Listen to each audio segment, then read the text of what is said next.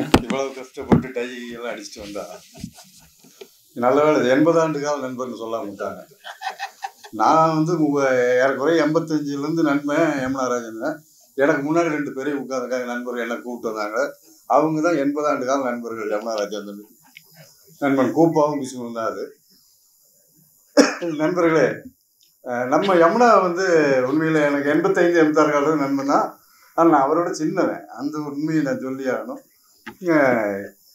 பொதுவாகவே நம்ம பெரும்பாயம் எழுதுவோம். இப்போ வேற இந்த புக்கை வேற கொடுத்துருக்காங்களா, அது வேற சிக்கலாக போச்சு. யமுனா வந்து எப்பவுமே ஒரு ஃபுல் டென்ஷன் பார்ட்டியும். திங்கக்கிழமை ஃபோன் பண்ண அப்படி, என்னடா புக்கு வருமா இல்லையான்னு தெரியலடா. இதை நான் ஒன்றும் கவலைப்படாத, நீ தான் லண்டனுக்கு போயிருக்க, தமிழ்நாடு லண்டனுக்கு வந்த. இங்கே நாங்கள் புக்கே இல்லாமல் கூட புக் ரிலீஸ் ஃபங்க்ஷன் வைப்போம். வெறும் அட்டை படத்தை மட்டும் 2 ஃபோட்டோ எடுத்துட்டு போயிடுவோம். என்ன நீ அதனால் மரியாதையாக பிடிஎஃப் அனுப்பி, உன் புக்கை எவனும் காப்பி அடித்து புக்கு விற்பனையெல்லாம் பண்ண போகிறதில்ல. அதனால் தைரியமாக சேல்ஸ் ஒன்றும் ஆகாது. சண்முகானந்தம் பார்த்துக்காங்க. இல்லைடா எல்லாம் ஒன்றும் இல்லை, கவலைப்படாத. அவர் சிங்கிள் மேன் ஆர்மி சண்முகானந்தம். அவர் தோப்பாவுடைய தமிழ் மண்பதை புத்தகத்தையே வந்து அவ்வளோ பெரிய புத்தகத்தை கொண்டு வந்து தனி ஆளாக பண்ணவர். ஒன்றும் இல்லைடா அப்படின்னு சொல்லணும். என்னன்னா அப்புறம் இந்த பத்திரிகை பார்த்தோன்னே எனக்கு பயமாயிடுச்சு. இந்த அந்த பக்கம் தென் மாவட்டத்தில் போடுவாங்க கல்யாண பத்திரிக்கை, சித்தப்பன் பார், மாமன் மார், பெரியப்பா மார்னு. இதுலேயே 35 பேர் போட்டிருக்காங்களேப்பா, இது எத்தனை மணிக்கு முடியாது, நாளைக்கு என்ன ஆள் புக் பண்ணியிருக்கீங்களான்னு கேட்டேன். இல்லை இன்னைக்கோட ஃபங்க்ஷன் முடிஞ்சுது அப்படின்னு அர்த்தம். ஆக இதனால மணிரத்னம்ங்கிற ஒரு இதில் புல்வெளியில் மேயர்னா அதெல்லாம் டைம் பத்தாதுங்க. இங்கே டைம் ஆயிரும். 8:45 அவங்க ஊருக்கு போகணும், திருவொற்றியூர் போகணும், அந்த மாதிரி. ஆனால் நான் 3 மணிரத்னத்தோட விஷயம் மட்டும், படங்களை பற்றி மட்டும் உங்கள்கிட்ட பேசுகிறேன். ஏன்னா ஏற்கனவே பேசி ஜலிச்சு எல்லாம் முடிச்சாச்சு. அதனால் குறிப்பாக இதில் வந்து யமுனாவோட புத்தகம் பேசுறதுல வந்து நான் 3 படம் தான். அதில் என்னென்னா ரோஜா, அந்த ரோஜா வந்த காலகட்டம்லாம் பார்த்தீங்கன்னா, ஏன்னா அப்போ வந்து பீரியடில் வந்து நீங்கள் அர்ஜுன் தான் நினச்சிட்டு இருப்பீங்க. தேசபக்தினா அவர் வந்து ஆகஸ்ட் 15 பிறந்தங்காட்டி அப்படி மயிர்கால்கள் சிலிர்க்க அவர் பயங்கர பக்தராக இருப்பாருங்க. ஆனால் ஹோல்சேல் டீலராக இந்தியாவுக்கே ஆனது வந்து மணிரத்னம் மட்டும்தான். தேசபக்தி அவர் தான் ஒரு ஒட்டுமொத்த ஒரு ஹோல்சேல் டீலராக இருந்தது வந்து. அதன் மூலம் வந்ததான் அந்த ரோஜா படம். அந்த படத்தை பற்றி யமுனா வந்து அக்கு வேற ஆணி வேற பிரிச்சு எழுதியிருக்காரு. ரோஜா படம் வந்து இந்திய தேசியத்தையும், அந்த காஷ்மீர்லனா காஷ்மீர்ல 1.25 கோடி மக்கள் இருக்கான். அதுல காட்டுறது முழுக்க பார்த்தா ஒண்ணு துப்பாக்கி எடுத்துட்டு போறாரு அவங்க, இல்லைன்னா ராணுவம். அது துப்பாக்கி எடுத்து போறோம், குறிப்பா தாடி வச்சிருக்கணும். ஆனா அந்த பேசிக் குவாலிஃபிகேஷனு இதுதான். அப்புறம் அந்த படத்தை நானும் போய் பார்த்தா அந்த ஊரே காலியா கிடக்குது. அந்த 1.25 கோடி பேர்ல யார் எங்க போனாங்கன்னு தெரியல. அந்த அத்துவான காட்டுக்குள்ள பொள்ளாச்சியில வந்து ஒரு ஜோசிகாரன் உட்காந்துருக்கான், ஜனகராஜ். ஆனா என்னங்கடா இது அப்படின்ட்டு. அதுக்கப்புறம் பார்த்தா அந்த ரோசா, சுந்தரபாண்டிபுரத்துலேருந்து போகிற ரோசா, அப்புறம் அந்த கம்ப்யூட்டர் மேலே ரிஷிக்குமார் கடத்திட்டு போகிறாங்களா அவரு. அப்புறம் பார்த்தா எல்லாம் அந்த இது வச்சு சிங்குங்க. அப்புறம் யோசிச்சு, ஓ இந்த வெளிமாநிலத்துக்காரன் பூரா வந்து இங்கே நினச்சிட்டு காட்டி தான் அவன் தனிநாடு கேட்டே போராடுறானா என்னமோ அப்படிங்கிற ஒரு குதர்க்கமான டவுட் நம்மளுக்கு அந்த படத்தில் வந்துச்சு. ஆனால் தோழன் யமுனா ராஜேந்திரன் அதை பற்றி பேசும்போது அந்த பேட்டில் ஆஃப் அல்ஜியர்ஸ் படம் என்ன பேசுது, தேசிய விடுதலைக்காக எப்படி பேசுகிறாங்க. நீங்கள் இந்தியா முழுக்க காஷ்மீரை பற்றி பேசுகிறவங்க எல்லாமே வந்து காஷ்மீர் விடுதலைக்காக பண்ணுறவங்க முழுக்க பாகிஸ்தான் தீவிரவாதிகளாக காட்டுறதாகவும், பாகிஸ்தான் கிட்ட பயிற்சி விட்டாங்க காட்டுறதை தாண்டி எங்களுக்கு பாகிஸ்தானும் வேண்டாம், இந்தியா வேண்டாம் என்று சொல்லக்கூடிய JKLF போன்ற இயக்கங்களை சொல்றது இல்லை அப்படிங்கிற விஷயம் தொடங்கி, இதே மாதிரி அயர்லாந்தை பற்றி என்ன படம் வந்திருக்கு, அந்த மாதிரி விஷயங்களை பூரா யமுனா தொட்டு காட்டிகிட்டே போகிறாரு. சரி ரைட், இந்திய அளவில் பார்த்துட்டிங்கன்னா தேசிய விடுதலைன்னா அந்த குல்சா எடுத்த மச்சீஸ் படம் என்ன பேசுது, இதெல்லாம் யமுனாவோட புத்தகத்துல இருந்தால் நம்ம அதை தொடர்ச்சியாக அதை பயணிக்கிற அளவுக்கு தோழம் கொண்டு போகிறோம். அதே மாதிரி தொலாக்கியா எடுத்த அந்த படம் எப்படி, எந்த மாதிரி காஷ்மீரை பற்றின இந்த இது எவ்வளோ விஷயம் போகுது. எனக்கு ரோஜா படம் பார்த்தோன்னா எனக்கு ஒரே டவுட்டு, அந்த பொண்ணே போய் நேராக மத்திய அமைச்சர்கிட்ட பயங்கரம் ஃபைட் பண்ணும். அந்த ரோசா சுந்தரபாண்டிபுரத்துன்னு போய் என் புருஷனை மீட்க மாட்டேன், இந்த நவீன சத்தியவான் சாவித்திரியா மாதிரி. நம்மளுக்கு அப்போ தான் ஒரு டவுட் வந்துச்சு, ஏன்னா தமிழ்நாட்டில் வாரம் தவறாமல் சிங்கள கடற்படை பிடிச்சிட்டு போகுது மீனவர்களை, எந்த மீனவம் கொண்டாட்டி போய் எந்த மத்திய அமைச்சரை பார்க்கறது, என் புருஷன் ரிலீஸ் பண்ணி சண்டை போடுறது, இது நடைமுறை சாத்தியமா, அந்த ஊர் வட்டார செயலாளர் கூட பார்க்க முடியாது. இது என்னடா இந்த படம் கதை சொல்லுது அப்படிங்கிற அளவுக்கு இருந்துச்சு. ஆனால் என்னன்னா நீங்கள் மீனவர்களை பற்றி பேசக்கூடாதும்பீங்க, கேட்டால் உங்களுக்கு மீனவர்களுக்கு வந்து கடலை விட்டால் மீன் பிடிக்கிற வேறு இடமே இல்லையாம்பீங்க. மீறி பிடிச்சோம்னா நீங்கள் என்னம்பீங்க, பிடிச்ச மீனை மீண்டும் ஆற்றில் விட சொல்லி பாட்டு வேற போடுவீங்க, மீன் பிடித்து மீண்டும் ஆற்றில் விட ஆசை. இப்படி ஒரு தத்துவா தான் வார்த்தை உலகத்துலேயும் நான் காட்டுகிறேன். மீன் பிடிச்சி மறுபடியும் ஆற்றுலேயே ஒரு சிந்தனை இருக்கு. அது சில சிந்தனையாளர்களுக்கு மட்டும்தான் வரக்கூடிய விஷயம். அப்படிப்பட்ட ஒரு காவியமாகத்தான் நான் வந்து ரோஜா படத்தை பார்த்தேன். அதுக்கப்புறம் பார்த்தீங்கன்னா அது உண்மையாக ரொம்பவே சீரியஸாக அந்த படத்தை பார்த்தோம். நான் வந்து உண்மையிலே சிரிச்சுக்கிட்டு தான் அந்த அந்த படத்தை பார்த்தேன் நண்பர்களே. அதில் என்னன்னா அதுக்கப்புறம் வரதான் அந்த பம்பாய். அந்த பம்பாய் எப்படி வருதுன்னா 91 பாபர் மசூதி இடிக்கிறாங்க. அதுக்கப்புறம் 92, 93 அதை ஒட்டின இஸ்லாமியர் மீதான தாக்குதல். அதை ஒட்டி வர்ற இதில் இவங்க இங்கேருந்து போவாங்க, தமிழ்நாட்டிலேருந்து அந்த கதாநாயகனும் அரவிந்த் சாமியும் அவங்க காதலியும் போவாங்க. அப்போ அந்த அந்த டூம் மசூதி உடையதெல்லாம் காட்டுவாங்க. காட்டிட்டு அதனோட பின்னணியில் ஒரு பிரச்சனை எங்கே உருவாகுதுன்னா, நீங்கள் ஒரு பழமை வாய்ந்த சின்னமாக இருக்கக்கூடிய ஒரு பாபர் மசூதி இடித்ததுலேருந்து அதனோட தொடர்ச்சியாக வருகின்ற பிரச்சனைகள் தான் மும்பை கலவரம் வரைக்கும் வருது. தமிழ்நாட்டிலேருந்து போகின்ற இந்த காதல் ஜோடி அதன் பிற்பாடு போகுது. ஆனால் இவங்க நான் அதை காமிச்சிட்டு பிரச்சனைக்கான காரணத்தை விட்டுட்டு பாபர் மசூதி இடிப்பு தான் இதுக்கெல்லாம் காரணங்கிறத தவிர்த்துட்டு இவங்க என்ன புதுசாக ஒரு கிரியேட் ஆன மாதிரி ஒரு அந்த படத்தில் வரும். அப்போ தான் நான் ஒரு இதில் எழுதினேன், ரெண்டாவது கந்தசாமி மயக்கம் போட்டு விழுந்தான், சுப்பிரமணி சோடா கொடுத்தான்னு எழுதலாம். சுப்பிரமணி சோடா கொடுத்தான், கந்தசாமி மயக்கம் போட்டு விழுந்தான்னா இவன் சோடா கொடுத்துக்காட்டி தான் மயக்கம் போட்டே விழுந்தானான்னு ஆயிரும். எது முதல்ல எது பின்னாடின்னு தெரிய வேண்டாமையா அப்படிங்கிற அளவுக்கு சிக்கல். ஆக அதே மாதிரி இந்த படத்தை எடுத்தப்போ பம்பாயில் வந்து உண்மையிலே வந்து கொந்தளிச்சு போயிட்டாரு நம்ம மணி சார். ஏன் யாருமே சார் சாருங்க மரியாதையே எனக்கு ரொம்ப வருத்தமான விஷயம். மணி சார் வந்து அவங்க பம்பாய் படத்தை வந்து எடுத்து நான் சரியாத்தான் எடுத்திருக்கேனா அப்படின்னு சொல்லி யாருக்கிட்ட கேட்டார் தெரியுங்களா? பாபர் மசூதி இடிக்கப்பட்ட பிறகு தன்னுடைய பத்திரிகையான சாம்னாவில் பால் தாக்கரே எழுதுகிறார், இனி வரும் நாட்கள் நமக்கான வெயில். எந்த பால் தாக்கரே? மும்பையினுடைய மக்கள் சூறையாடப்படுவதற்கு முன்பு தன்னுடைய வீதிகளில் வெற்றி விழா கொண்டாட்டங்களை நடத்துங்கள் சொன்ன பால் தாக்கரே. யார் அவரு?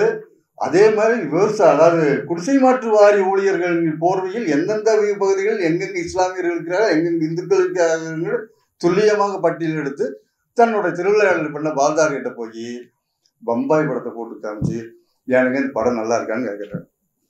என்ன யாருக்கிட்ட எதை போட்டு கேட்கறது? யாரெல்லாம் இதுகளுக்கான பிரச்சனைகளுக்காக மூல காரணமோ மூல வித்தோ நீங்கள் பால்தாக்கர் இருந்து போகும்போது அப்போதான் நான் சொன்னேன், ஆமாப்பா மனிதத்தோட ஸ்பெஷல் கேரக்டர் அவர் அப்படித்தான் எங்கன்னா அவங்ககிட்ட தான் போட்டு காட்டி கன்வின்ஸ் பண்ண வைக்கிறாரு. இவர் என்ன பண்ணுவாருன்னா நாளைக்கு வந்து ஹவாலா ஊழலை பற்றி படம் எடுத்து அர்ஷத் மேத்தா கிட்ட போட்டு காட்டுவார், டெலிஃபோன் ஊழலை பற்றி படம் எடுத்து சுக்ராம் கிட்ட போட்டு காட்டுவார், ஈழத்தமிழர் படுகொலை பற்றி படம் எடுத்து சந்திரிகா கிட்ட போட்டு காட்டுவார். அந்த அளவு சர்டிஃபிகேட் யாருக்கிட்ட வாங்கணுமோ கரெக்டாக வாங்குவார் அவர் தாமான். உடனே அந்த நேரத்துலாம் வந்து கொந்தளிக்கிறாரு மணிரத்னம். எங்களுக்கெல்லாம் சென்சார்களுக்கு முதுகெலும்பு கிடையாதா? முதுகெலும்புனா என்ன? கோடமங்கலத்துல ஸ்பைனல் கார்டு இவர் ஒருத்தருக்கு மட்டும்தான் இருக்குது. அந்த ஸ்பைனல் கார்டு பால்தாக்கர்கிட்ட போட்டு காட்டுறப்போ யோசிக்கலையா? மூளை வேலை செய்யாதா? யார் பிரச்சனை காரணமோ அது உண்மை நான் அவர் அதில் எனக்கு மகிழ்ச்சி தான்.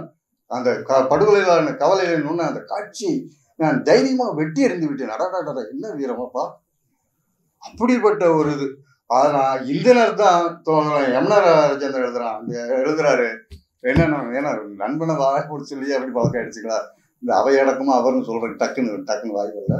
இன்னொன்று இந்த ஏசி வேற பயங்கர குளிர். இந்த பால்தாக்கரே கிட்ட படம் போட்டு காமிச்சு ஒப்புதல் வாங்கின மணிரத்னம் இங்கே 2008 நந்திதாஸ் வந்து குஜராத் கலவரை படம் எடுத்த போது மோடி பார்க்க வேண்டும் சொன்ன போது இது குஜராத் நகரத்தின் அனைத்து திரையரங்களும் ஓடப் போகிறது, நீங்கள் தாராளமாக எந்த திரையரங்கள் வென்று வேணாலும் பார்க்கலாம்னு நந்திதாஸை குறிப்பிடுறாரு. அந்த இடத்துல வந்து நாம் நந்திதாஸ் போன்ற கலைஞர்களையும் மணிசார் போன்றவர்களையும் ஒப்பிட்டு பார்க்க வேண்டிய ஒரு சூழல் இருக்கும். அதே நேரத்தில் என்னதான் சொன்னா இந்த யமுனாராஜன் வந்து ரொம்ப பாராட்டி பேசினா நம்மளுக்கு ஒருவேளை குளிர் காய்ச்சலே வந்தாலும் வந்துடும். இந்த புத்தகத்தில் சிக்கலும் கொஞ்சம் இருக்குது. எல்லாமே ஒன்று எப்பவுமே இந்த ஊருக்கெல்லாம் ஜெகனம் சொல்ற பள்ளி வந்து கல்நீர் பாலை உண்டாகுமாமா. அவ்வளவு அருமையா ரோஜாவையும் இதையும் பம்பாயும் கிழிச்சு பிறந்து கட்டி பார்த்துட்டு இருவர்ல பார்த்தா அவருடைய கலை நயம் ரொம்ப அற்புதமா இருக்குங்கிற அப்படியா. அவருடைய கிராஃப்ட் இருக்கு, எங்கடா கண்டுபிடிக்கிற கிராஃப்ட் எனக்கும் புரியல. எங்க பாட்டியான்னு சொல்லியும் பிஜிக்கு பெயிண்ட் எடுத்து வச்சா ஜோப்பை தூக்கி வச்சுட்டு போயிடுவாங்க. உள்ளடக்கு என்னவா இருக்கு நீ கொடுக்கறது? நீ நேர்த்தியா கொடுக்கலாம், உன் சொற்கட்டுகள். அதுல வேற இருவர் படத்தை பத்தி யமுனா எழுதிக்கு பார்த்தோம்னு எனக்கு ரத்த கொதிப்பு அடிச்சு. நான் ஒரு யமுனா ராஜேந்திரனாவே ஆயிட்டேன். அப்படி அதுல வந்து மோகன்லாலோட இது அங்க திராவிட மனிதர்களுக்குள்ள இருந்த பிரச்சனைகள் இன்னும் நல்லா வந்துச்சு. அது எப்படி ஒரு நாசுக்காக சொல்றாரு. யார் இவரு நாசுக்கா சொல்றாரு. அவருடைய அந்த அப்படி ஒரு சிருஷ்டிப்பு. ஏது மோகன்லால் உண்மையிலே எம்ஜிஆர் போட்டோவை பார்த்தாலும் கூட அந்த படத்துல மோகன்லாலை பார்த்தா காரி துப்பிடுவான். எம்ஜிஆர், நான் ஒரு காலத்துல எம்ஜிஆர் ரசிகனாவும் இருந்திருக்கேன், ஒரு காலத்துல திமுக காரனாவும் இருந்திருக்கேன். இந்த ரெண்டுமே நம்மளுக்கு அனுபவம் உண்டு. வாத்தியார் வந்தாருனாலே ஒரு கண்ணுக்குட்டி மாதிரி துள்ளி குதிச்சு வருவார். ஒரு ஃபைட் சீன்லையும் கூட ஆட பிறந்தவளை ஆடிவா ஆடிவான்னு அந்த வரும்போது ஆடிட்டு வரும்போது அருமையா இருக்கும். அது இது மோகன்லால், நீ உனக்கு பசி தெரியுமா, 10 நாள் நீ சாப்பிடாம இருந்திருக்கிறியா? ஏய் நான் அப்பதான் எழுதுனேன். எம்ஜிஆர் செத்து போனது 87 கிடையாதா, 97 நீ படம் எடுத்தியா, அப்பதான் யார்? எவ்வளவு ஒரு துள்ளலான மனிதனை போட்டு உண்மையிலே பொருந்துதா மோகன்லாலுங்க? ஒரு கொஞ்சம் கூட எங்க கோயம்புத்தூர் கொஞ்சம் இந்த நெஞ்சும் கூட 5 கிலோ பேசுறாடாமா, இறக்கவே இல்லாம பேசினது. அதே மாதிரி அவரோட மேனரிசம், வாத்தியாரோட மேனரிசம்ங்க, இவரோட மேனரிசம்ங்க. ஒருவேளை யமுனா அங்க போய் டேப்பர் ஆயிட்டா அப்படி நம்ம தெரியல, லண்டன் போய் இங்கே இருந்தா சரி ஆயிப்போம்னு நினைக்கிறேன். ஆக என்னன்னா அந்த படம் ஏன் பெரிய எதிர்ப்பே இல்லாம 3-4 டப்பாக்குள்ள போச்சு. நான் கேஜி தேர்ல படம் பார்க்க போறேன், கட்டுக்கட்டா வச்சிருக்கான் கவுண்டர்ல டிக்கெட். அப்போதான் எனக்கு புத்தி குறைக்க வேண்டாம். எவனும் வாங்கலடா டிக்கெட்டு, நீ ஏன்டா போறேன்னு. நான் போன என்னையும் சேர்த்து 8 பேர் தேட்டர்ல. ஒரு பயமா இருக்காத ஒருத்தனுக்கு படம் பார்க்கறதுக்கு. அப்புறம் பார்த்தா திடீர்னு மோகன்லால் வர்றா, அப்படி பிரகாஷ் ராஜ் வர, அப்படி நம்மளுக்கு பிரகாஷ் லால் ஆகுது, மோகன் ராஜ் ஆகுது, ஒரே கன்ஃபியூஸ் ஆகி அப்புறம் அவங்களுக்கு மனைவி, அவங்களுக்கு காதலி, ஒருத்தர் விபத்துல சாகுறாங்க. எனக்கு எப்படா வீட்டுக்கு போகணும் அந்த அளவுக்கு பயங்கர இதாயிடுச்சு. அப்படி ஒரு கலை காவியம் தான் வந்தது. ஆனா அந்த படம் ஏன் முடங்குச்சுன்னா, இவங்க அந்த படத்தில் சுத்தி சுத்தி பேசுறது எல்லாமே மதிப்புக்குரிய எம்ஜிஆர் அவர்களை பற்றியும் மதிப்புக்குரிய கலைஞர் அவர்களை பற்றியும் அவர்களை சுற்றி சுற்றி இருந்த பெண் பாத்திரங்களை பற்றியே அந்த படம் பேசியது. நீங்க என்ன வேணாலும் மறைக்கலாம், எடுத்தவொடனே டைட்டில் இது உண்மை கதைகள்னு போட்டு சும்மா காதில் டன்னா நீங்க பூ சுத்தலாம். ஆனா மணிரத்னத்தை விட தமிழ்நாட்டு மக்களுக்கு எம்ஜிஆரும் கலைஞரும் யாருன்னு நன்றாக தெரியும். அவர்களுக்கு இவர்கள் இருவரிடம் இருந்தும் எதை கொல்ல வேண்டும் எதை தள்ள வேண்டும் என்பதும் தெரியும். இதே கலைஞராகட்டும், திராவிட இயக்காகட்டும், NS கிருஷ்ணாகட்டும், பணம் படம் எடுத்தப்போ, பராசக்தி படம் எடுத்தப்போ அதுக்காக வந்து பிரச்சனைகள் சந்திச்சாங்க. இவங்கெல்லாம் கோழைகள் மாதிரி ஸ்பைனல் கார்டு இருக்கானலாம் கேட்கல. ஏன்னா இதுதான் பிரச்சனைகளுக்காக போராடவரன் படம் எடுக்கிறதுக்கும் பணம் சம்பாதிப்பதற்காக ஒருத்தன் பிரச்சனையை படமாக எடுப்பதற்கும் உள்ள வித்தியாசம். இது MR ராதா காலத்துலேருந்து நாம் இந்த பிரச்சனைகளை நாம் பார்த்து கொண்டிருக்கோம் நண்பர்களே. என்னன்னா இந்த இருவரப்ப சிக்கலை கொஞ்சம் நேரம் சரியில்லாம போச்சு. ஜெயலலிதா அவர்கள் ஆட்சி முடிஞ்சு கலைஞர் ஆட்சிக்கு வந்துட்டார். இல்லைன்னா அது வெட்டப்பட்டது ஒட்டப்பட்டு இருக்கும், ஒட்டப்பட்டது வெட்டப்பட்டு இருக்கும். இதுதான் நடந்திருக்கும்.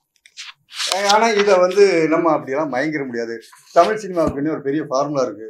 அவன் என்ன வச்சிருக்கான், நான் முதலமைச்சர்னா கடத்தணும், பிரதமர்னா காப்பாற்றணும். இதுதான் இன்னைக்கு வரைக்கும் இஷ்டம். அது கூட எந்த முதலமைச்சருக்கும் அந்த படம் வருங்கிறதெல்லாம் முக்கியமான விஷயம். இல்லைன்னா ஆட்டோ வந்துடும்.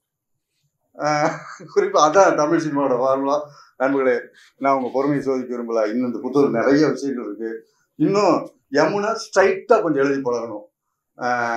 இந்த கிராஃப்ட்டு, சொற்கட்டு, கல்லை நையம் அதெல்லாம் அப்படி ஓரமாக வச்சுக்கிட்டு, ஏன்னா எங்களுக்கு தெரியும் அவங்க கலை நயம் எப்படிப்பட்டதுன்னு, உள்ளடக்கம் என்னங்கிறது தோழன் நிறைய எழுதணும்.